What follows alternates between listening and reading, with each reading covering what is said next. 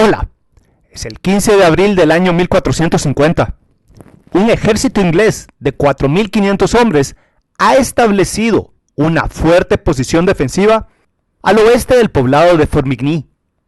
Contra ellos, una fuerza de 3.000 franceses está cerrando la distancia. Precisamente en este día está a punto de ocurrir una batalla muy interesante. La batalla de Formigny fue una acción peleada dentro de la Guerra de los 100 años, una guerra entre el Reino de Inglaterra contra el Reino de Francia.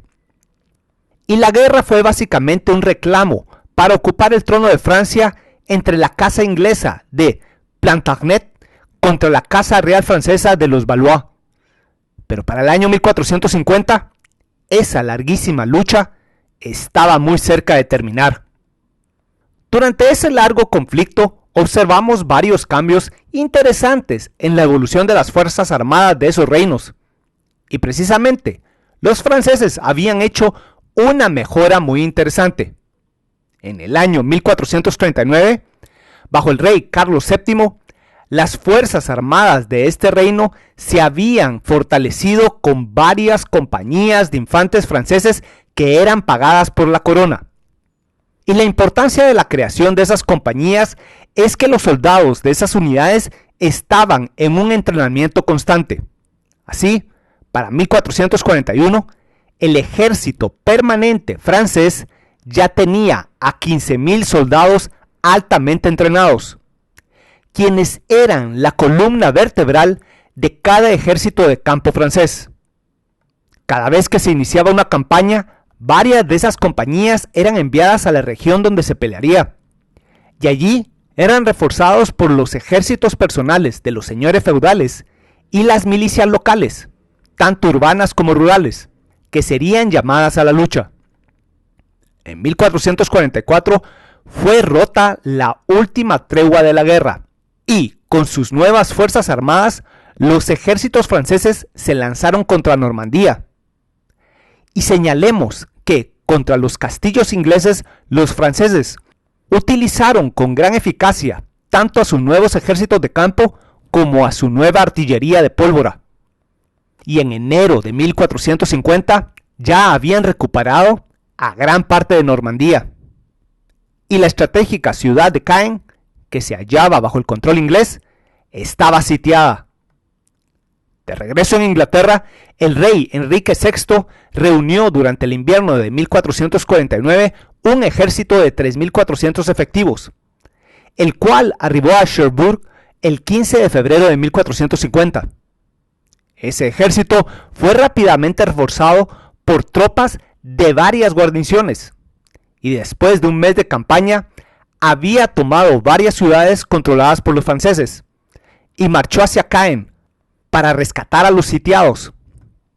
Pero precisamente, después de ese mes de acción, los franceses reaccionaron contra el ejército inglés. Al oeste se hallaba un ejército francés de 3.000 hombres, y al sur, cerca de la ciudad de Saint-Lô, se hallaba una nutrida fuerza de 2.000 hombres de caballería pesada feudal bretona. El 15 de abril, el principal ejército francés se hallaba avanzando desde el noroeste, y fue avistado por las avanzadillas inglesas, por lo que, alertados, los ingleses establecieron una posición defensiva al oeste del poblado de Formigny.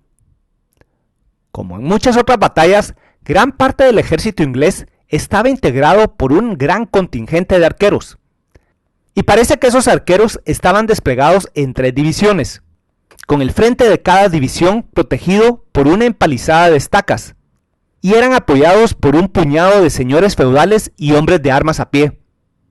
Un despliegue que podría haber sido muy similar al utilizado por los ingleses en la famosa batalla de Agincourt, donde estos obtuvieron una enorme victoria. Observando el poderoso despliegue defensivo inglés, el comandante francés sabiamente se abstuvo de lanzar un ataque frontal, y en cambio, para el mediodía, desplegó a 2 piezas de artillería al frente, armas que eran llamadas culebrinas, y esas armas comenzaron a tronar contra las defensas inglesas.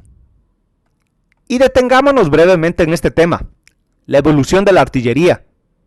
Para el año 1450, la artillería ya llevaba más de 100 años en manos de los europeos.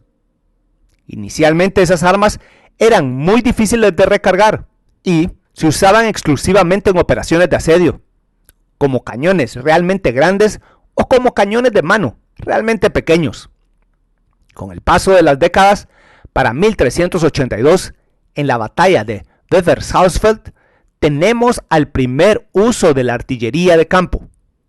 Las armas utilizadas en esa batalla fueron los ribaudequines, armas de múltiples cañones que disparaban proyectiles pequeños, y en esa batalla fueron fundamentales en la victoria de los rebeldes flamencos. Sin duda, los ribaudequines eran armas interesantes, pero hacia 1450 los franceses ya tenían una nueva arma en su parque de artillería de campo: las culebrinas. Los barriles medianos de estas armas, largos y delgados, disparaban proyectiles más grandes que los de los ribaudequines, y los franceses tenían a 2 culebrinas en Formigny. Y la gran importancia de esas armas es que tenían más alcance que los arcos largos ingleses.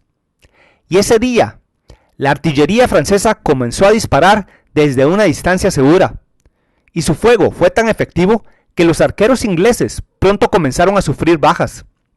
Así, incapaces de responder al fuego francés, los arqueros ingleses se lanzaron hacia adelante en una loca carrera y tomaron a las piezas de artillería francesas. Pero ellos habían abandonado su posición defensiva, y a su vez, los hombres de armas franceses y sus tropas de apoyo corrieron contra los ingleses. Y siempre recordemos lo siguiente: un arquero es un especialista que usa un arma de largo alcance para pelear a distancia. Por lo tanto, no es rival para un guerrero que se especializa en el combate a corto alcance. Era fundamental para los arqueros ingleses hallarse tras la palizada de estacas para no ser arrollados. Y precisamente, consideremos que las estacas y los arqueros serían el equivalente de la combinación futura de mosqueteros y piqueros que veremos en las guerras europeas del siglo XVI y XVII. Entonces, con gran facilidad, los franceses hicieron retroceder a los arqueros ingleses hacia sus líneas. Pero eso no es todo. Alertada por el sonido de la artillería, la caballería pesada bretona llegó desde el sur y cargó contra la expuesta izquierda inglesa. No había defensas en ese flanco, y cuando la caballería francesa cargó, el ejército inglés se disolvió, fue arrollado y aniquilado. En la batalla de Formigny, los ingleses perdieron casi 4.000 hombres, mientras que los franceses perdieron menos de 1.000. Sin otro ejército de campo en Normandía, los bastiones ingleses fueron cayendo. Caen fue capturada el 12 de junio y Cherbourg, la última fortaleza en poder de los ingleses en Normandía, cayó el 12 de agosto. En el norte de Francia, solo Calais permanecía bajo el control inglés. En un intento por salvar su reclamo hacia el trono francés, el rey Enrique VI envió otra expedición contra Francia. El nuevo ejército inglés atacó a la ciudad de Bordeaux, que fue tomada en el otoño de 1452. Y más tarde, otras ciudades de Gasconia Occidental cayeron en manos de los ingleses. Pero una vez más esos asedios tomaron tiempo, y contra el ejército inglés los franceses pudieron reaccionar. El rey Carlos VII envió 3 ejércitos a la región, y uno de estos puso bajo asedio a la ciudad de Castillon. El ejército inglés intentó levantar el sitio de esa ciudad estratégica, pero fue destruido. Y cuando el humo de la pólvora quemada se disipó, la guerra prácticamente había terminado. Y, muy pronto, finalmente se firmó un tratado de paz. La guerra de los 100 años había terminado. Para recapitular lo sucedido en la batalla de Formigny, un hecho interesante de la guerra de los 100 años es que vemos muchos ejemplos de la eficacia de los arqueros ingleses. Las batallas de Crécy, Poitiers y Agincourt son buenos ejemplos de la utilidad de los arqueros ingleses en un campo de batalla.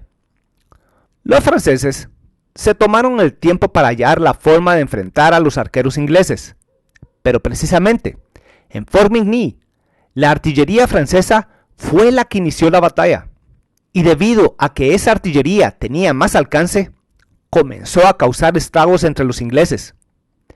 El fuego de esas dos culebrinas no solo obligó a los arqueros ingleses a abandonar su fuerte posición defensiva, pero además se cree que el fuego de la artillería alertó a la fuerza de caballería pesada bretona y provocó su arribo a la acción en el mejor momento posible para obtener su enorme triunfo. Así de simple. Bueno, espero que este video les haya gustado y en el próximo les daré un análisis rápido de lo acontecido desde el punto de vista militar en la guerra ruso-ucraniana desde su inicio en febrero de este año 2022 hasta el mes de septiembre. Espero que este video les haya gustado y si les gustó, estoy seguro que les van a gustar el contenido y la narración de mis libros que tengo a la venta con la editorial Almuzara y con Amazon. Y también si desean pueden apoyarme por medio de mi cuenta de Patreon. Y siempre le agradezco mucho a mis patrons por su patrocinio hacia el trabajo que realizo. Atentamente, Víctor Aguilar Chan.